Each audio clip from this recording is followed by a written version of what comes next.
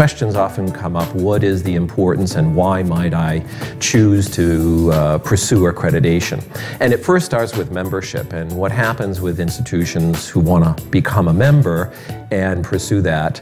What happens is they become part immediately of this network of institutions. And what that means is they're able to create synergy, if they wish, with other organizations in other parts of the world.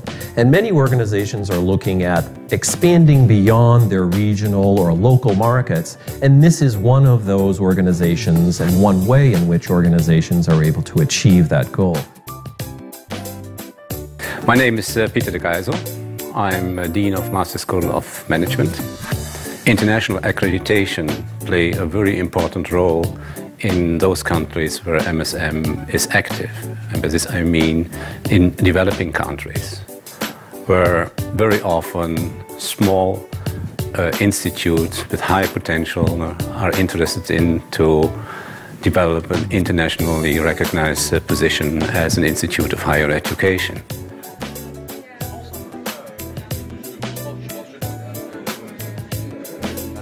We emphasize continuous improvement. In other words, you don't receive accreditation and then you put it on the shelf and don't even consider it again for 7 years or 10 years or whatever the case may be. Because we fully recognize the fact that no business school is perfect. That is, no one ever achieves all of their goals, all of their objectives, all of the time. That never happens. Last year we had a re-accreditation of our own programs by IACB, and they received very valuable feedbacks how to improve the quality of our programs.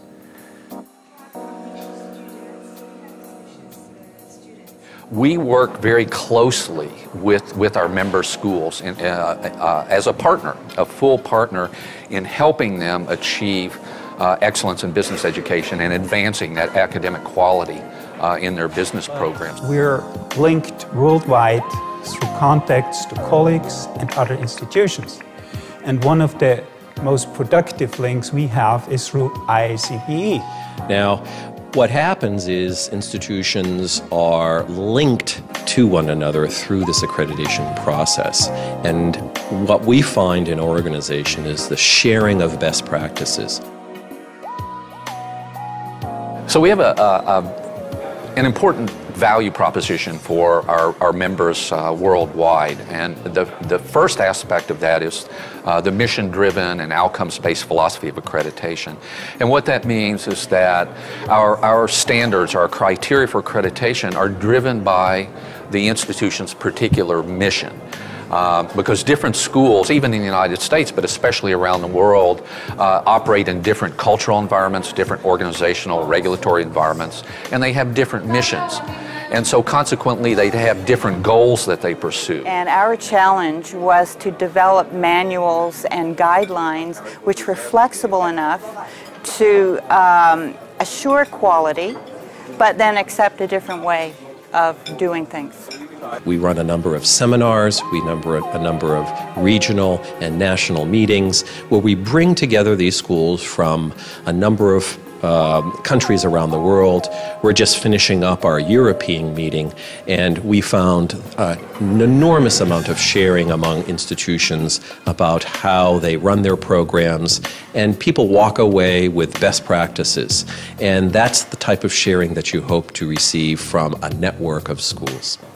It's good to meet friends from all over the world again, colleagues we value from other institutions, and to share best practice and to create new ways to improve our organizations. The mission-driven, outcomes-based philosophy of accreditation, our focus on continuous improvement, and our collegial partnership approach to developing excellence in business education sets us apart from other business accrediting bodies. That's why we think it's our unique value proposition.